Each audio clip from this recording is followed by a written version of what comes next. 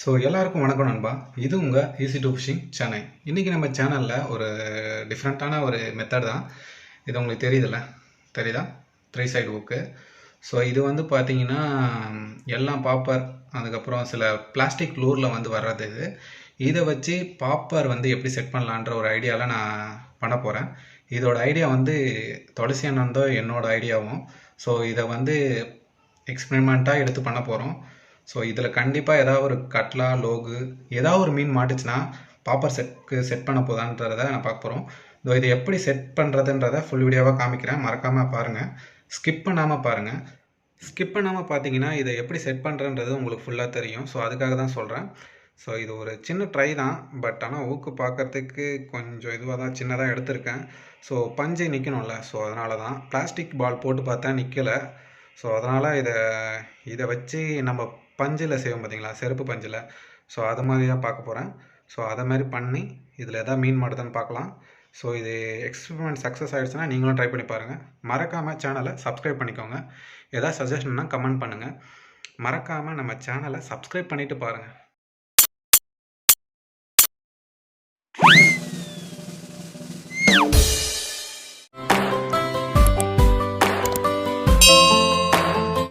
So இந்த setup செய்கிறதுக்கு வந்து பார்த்தீங்கன்னா ஒரு பஞ்சு தேவைப்பட்டது. ஸோ நான் பிளாஸ்டிக் செட் பண்ணலான்னு பார்த்தேன். பட் அந்த பிளாஸ்டிக் வந்து அந்த ட்ரிபிளுக்கு வந்து முழுகிடுது.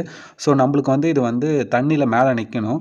அந்த பிளாஸ்டிக் பால் சொன்னோம் பார்த்தீங்களா, 10 ரூபீஸ்ன்னு சொல்லியிருப்பேன். ஸோ அது வந்து முழுகிடுது, அந்த முள்ளை வந்து வெயிட்டை தாங்க மாட்டேன், முழுங்கிடுது. ஸோ அதுக்காக தான் நான் இந்த செருப்பு தக்கையை வச்சு நான் பண்ணிகிட்ருக்கேன். ஸோ இதை எப்படி மேட் பண்ணுறன்றதை ஆல்ரெடி நான் வாய்ஸாக கொடுத்துருக்கேன். ஸோ இதை எப்படி மேட் பண்ணுறன்றதை இப்போ ரியலாக காமிக்கிறேன் பாருங்கள். ஸோ சதுரமாக அந்த தக்கியை எடுத்துகிட்டு ஒரு எண்டையும் நம்ம மைனூட்டாக கட் பண்ணிகிட்டே வந்தோன்னா ஒரு ரவுண்ட் ஷேப்புக்கு ஒன்று வரும். ஸோ அந்த ரவுண்ட் ஷேப் வரும்பொழுது நம்மளுக்கு ஏற்ற மாதிரி ஒரு ரவுண்ட் ஷேப் வரும்போது நம்ம அந்த உப்பு காகிதம்னு சொல்லுவாங்க. ஸோ அதில் தேய்ச்சிட்டிங்கன்னா ஷேப்பாக அழகாக மாறிடும், பார்க்குறதுக்கு பால் மாதிரி இருக்கும்.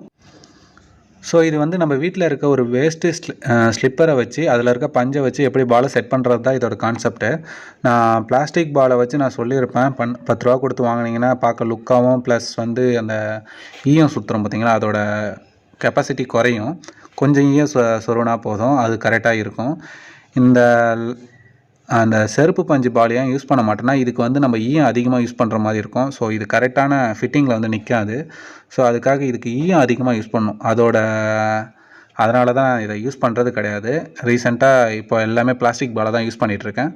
ஸோ இதோட தேவை எதனாலனா, அந்த ட்ரிபிள் சைடு ஊக்கு வந்து வெயிட் அதிகமாக இருக்குது. ஸோ அந்த பிளாஸ்டிக் பால் போட்டால் அது வந்து மேலே நிற்க மாட்டுது. ஸோ அதுக்காக தான் நான் இதை செட் பண்ணியிருக்கேன். ஸோ நான் அதை ரவுண்டாக எடுத்துட்டேன்னா இதுக்கப்புறம் அந்த உப்பு காகிதத்தில் நம்ம தேய்க்க வந்து ரவுண்ட் ஷேப்புக்கு வந்துடும். ஸோ அந்த ரவுண்ட் ஷேப்புக்கு வந்த அப்புறமும் நம்மளுக்கு அது வந்து எப்படி சொல்கிறது, ஃபுல்ஃபில்லாக ஆகாது. அதனால் நான் கடைசியாக அதுக்கு ஒரு மெத்தட் பண்ணுவேன். ஸோ அது மாதிரி நம்ம உருட்டிட்டோன்னா ரவுண்ட் ஷேப்பாக வந்துடும். ஸோ அதே பாருங்கள் நீங்கள்.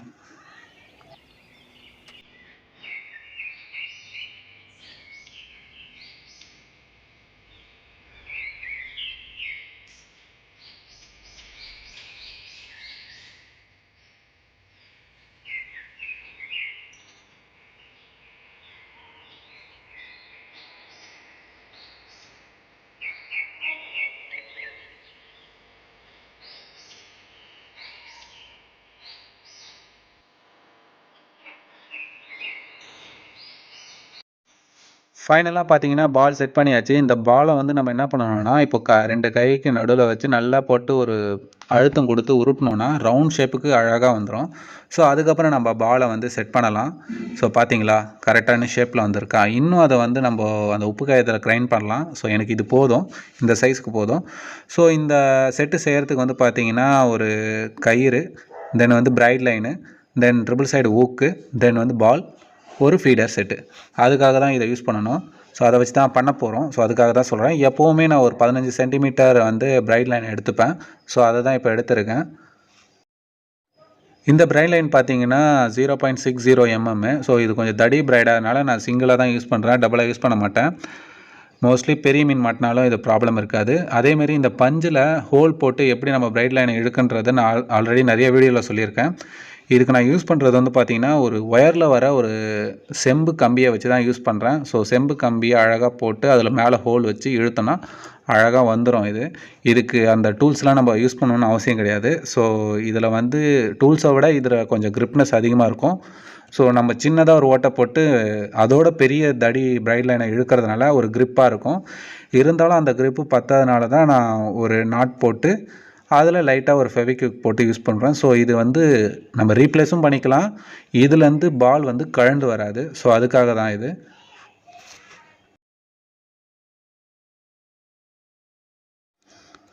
ஸோ பிரைடை இழுத்த அப்புறம் ஒரு இழுத்து கொடுத்தீங்கன்னா இது மாதிரி உள்ளே போகும். உள்ளே போகும்போது வச்சிங்கன்னா பார்க்க அப்படியே ரவுண்ட் ஷேப்பில் இருக்கும். ஸோ ஃபெவிக்விக் லைட்டாக யூஸ் பண்ணிட்டீங்கன்னா போதும். எப்போவுமே கம்மியாக யூஸ் பண்ணுங்கள். அப்படி கம்மியாக யூஸ் பண்ணால் தான் உங்களுக்கு வந்து அதை ரீப்ளேஸ் பண்ணுறதுக்கு முடியும். ஏன்னா இது பஞ்சு.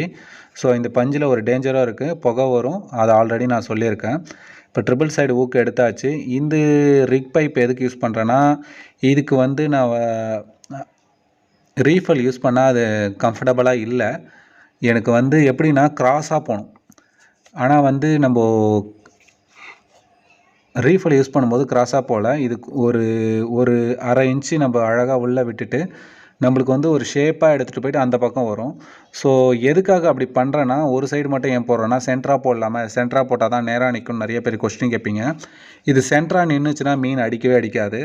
இது வந்து இந்த ட்ரிபிள் சைடு ஊக்கு ஒரு கிராஸாக நின்னாதான், அதாவது சாஞ்சு நின்னாதான் நம்மளுக்கு வந்து ரிசல்ட் இருக்கும். ஏன்னா இது நேராக நின்றுதுன்னு வச்சுக்கோங்க, மீன் வந்துக்குன்னா உடம்பு மட்டும் உரசிட்டு போகும், கிழிச்சிட்டு போகும். இதனால் மீனுங்க சாவ வாய்ப்பு இருக்குது. ஆனால் கண்டிப்பாக மாட்டாது. நான் சொல்கிற செட்டப் என்னென்னா, இப்போ ஒரு ஊக்கில் மட்டும் ரிக் பைப்பை போட்டு அது வழியாக பிரைட் லைனை இழுத்து அதுக்கு ஆப்போசிட்டில் கொண்டு வந்து நம்ம கட்டினோன்னா ஒரு பக்கம் மட்டும் பால் வந்து தூக்கிட்டு நிற்கும். ஸோ அப்போ வந்து இந்த ட்ரிபிள் சைடு ஊக்கு வந்து கொஞ்சம் சாய்வாக நிற்கும். இப்போ நம்ம பூமி சுற்றுது பார்த்தீங்களா, சாய்வாக சுற்றுக்கும். அது மாதிரி இது வந்து கொஞ்சம் சாய்வாக இருக்கும். அப்படி சாய்வாக இருக்கும்போது மீன் வந்து சாப்பிட்டுட்டே இருக்கும்போது ஏதாவது ஒரு அடித்தாலோ ஒரு மிரண்டாலோ அப்படியே வந்து ஹூக் ஆகிக்கும். அப்படி ஹூக் ஆகிடுச்சுன்னா அதுக்கேற்ற மாதிரி வளையணும். ஸோ உடனே வளைஞ்சிரும். வளைஞ்சி 2 சைடு ஹூக்காச்சு லாக் ஆகிடும். ஸோ இதோட ரிசல்ட் வீடியோ வந்து நான் லாஸ்ட்டில் போட்டிருக்கேன். அது லாக் ஆச்சு. இது வந்து நானும் துளசினும் செட் பண்ணோம்.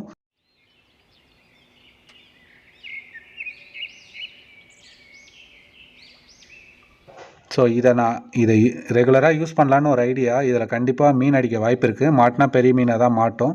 ஸோ அதுக்காக இதை யூஸ் பண்ணிகிட்ருக்கேன். ஸோ ரிக் பைப்லேருந்து கொண்டு வந்து ஆப்போசிட், இப்போ இந்த ரிக்கு வந்து இந்த ரிக் பைப் இருக்குல்ல, இப்போ இந்த ரிக் பைப்பை ஆட்டோமேட்டிக்காக தூக்கும். அப்படி தூக்கும்போது சாய்வாக நிற்கும்.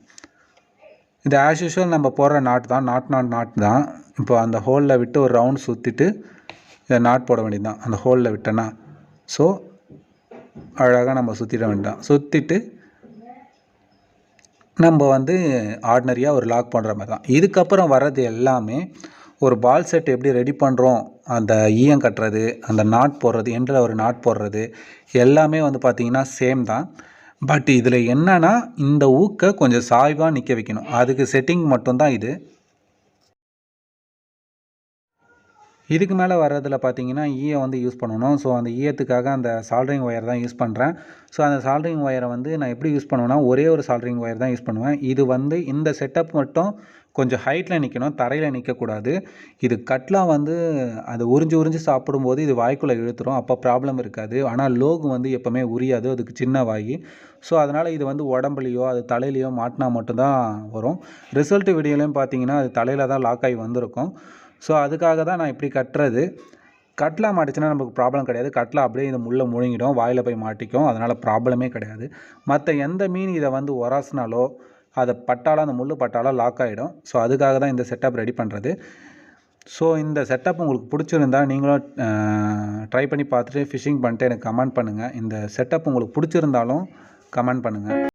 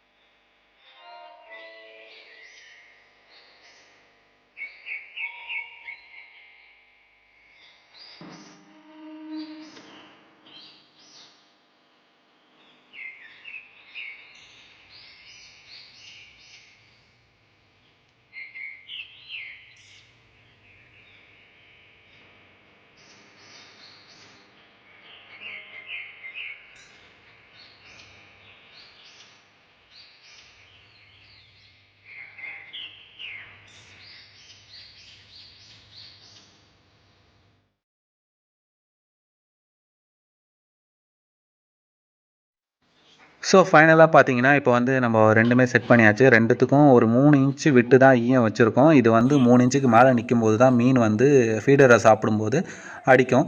இதுக்காக நான் யூஸ் பண்ணுறது வந்து 3 இன்ச்சு ஃபீடர் செட்டு தான். 3 இன்ச்சுக்கு கொஞ்சம் அதிகமாக இருக்க ஃபீடர் செட்டப் அந்த ரிங்கு. இந்த பார்த்தீங்கன்னா அது கொஞ்சம் சின்னதாக இருக்கும். இதுவரையும் நான் யூஸ் பண்ண அந்த ஃபீடர் செட்டப்பில் இது கொஞ்சம் சின்னதாக இருக்கும். ஏன் இது சின்னதாக யூஸ் பண்ணுறேன்னா நம்மளுக்கு கொஞ்சமாக யூஸ் பண்ணிவிட்டு இதில் வந்து மாட்டுச்சுன்னா கண்டிப்பாக மாட்டிக்கும் மீனுங்க. ஸோ நம்மளுக்கு வந்து சின்ன ப்ளேஸாக இருந்தால் தான் மீன் வந்து கிட்ட வரும். கிட்ட வர தான் அது வாய் வைக்கும். வாய் வைக்கும்போது மேலே எழும்பும்போது லாக் ஆகும். ஸோ அதுக்காக தான் இது சின்ன செட்டப்பாக யூஸ் பண்ணுறேன் நான். ஸோ இதை வந்து நான் தொட்டியில் போட்டு ஒரு டெமோவும் காமிச்சிருப்பேன். இதோட ரிசல்ட் வீடியோவும் நான் லாஸ்ட்டில் வச்சுருக்கேன். ஸோ பாருங்கள். இந்த மாதிரி நம்ம வீடியோ வந்து நம்ம சேனலில் நிறைய செட்டப் ரெடி பண்ணுறதை நான் போட்டுட்ருக்கேன். ஸோ உங்கள் சப்போர்ட்டும் எனக்கு தேவை. ஃபைனலாக இந்த நான் 1 இயர் ஆக போது நான் சேனல் ஓப்பன் பண்ணி எனக்கு நிறைய பேர் நல்லா சப்போர்ட் பண்ணுறீங்க. ஸோ அதுக்கு ரொம்ப நன்றி ஃப்ரெண்ட்ஸ். ஸோ நான் இது வரைக்கும் இந்த செட்டப் ரெடி பண்ணும்போது இந்த மெத்தடை நான் இது வரைக்கும் நான் சொல்லலை யாருக்கும். ஸோ இது வந்து நிறைய பேருக்கு தெரிஞ்சிருக்குன்றதை தான் நான் விட்டுட்டேன். இது ஒரு செட்டப்பா அப்படின்ற ஒரு பார்த்தா, ஆனால் இது வரைக்கும் நிறைய பேர் வந்து இதை யூஸ் பண்ண மாட்டேறீங்க. இது எதுக்காக இந்த கயிறு நான் யூஸ் பண்ணுறேன்னா, இப்போ இந்த கயிறு யூஸ் பண்ணும்போது வாட்டர் கேனில் யூஸ் பண்ணும்போது தூக்கி அடிக்க யூஸ் ஆகும். அப்படி நீங்கள் தூக்கி அடிக்கும்போது தங்குசியில் தூக்கி அடிச்சிங்கன்னா கண்டிப்பாக கை கிழிய வாய்ப்பு இருக்குது. ஸோ அதுக்காக தான் சொல்கிறேன். இது மாதிரி சொல்லுவாங்க, அந்த கருப்பு கயிறுலாம் இடுப்பில் கட்டுவாங்க பார்த்தீங்களா, அந்த கயிறு. அதுக்கப்புறம் நம்ம கொளுத்து வேலை செய்கிறவங்க வந்து அந்த அளக்கிறதுக்கு யூஸ் பண்ணுற அந்த கயிறு. இதுவாக இருக்கட்டும், நம்மளுக்கு வந்து கொஞ்சம் தண்ணிக்குள்ளே போய் முழுங்குற மாதிரி இருக்கணும். கொஞ்சம் தடியாக இருக்கணும்.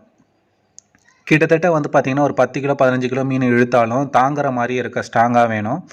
ஸோ அது மாதிரி பார்த்துக்கோங்க. மக்காத கயிறாக கட்டிக்கோங்க. நான் ஏன் இந்த கயிறை கட்டியிருக்கேன்னா, இந்த கயிறை கட்டும்பொழுது எனக்கு வந்து தூக்கி அடிக்கிறது கொஞ்சம் ஈஸியாக இருக்குது. நான் தங்குசியில் தூக்கி அடிச்சுன்னா கண்டிப்பாக கை கிழிக்கும். தூக்கி அடிக்கலாம் தங்குசியில், பட் ஆனால் தூக்கி அடிக்கும்போது அதோட ஸ்பீடில் வந்து சூடாகி கையை பாலமாக போட்டுரும். அதுக்காக தான் யூஸ் பண்ணுறது. இது கொஞ்சம் இழுத்து கொடுக்கும். இப்போ பெரிய மீன் மாட்டிடுச்சுன்னா தங்குசி ஒரே லைனாக இருந்தால் கண்டிப்பாக அது அற வாய்ப்பு இருக்குது. ஆனால் இது மாதிரி நம்ம ஒரு செட்டப்பை முன்னாடி கட்டினோன்னா தூக்கி அடிக்க ஒரு நல்ல ரிசல்ட் இருக்கும்.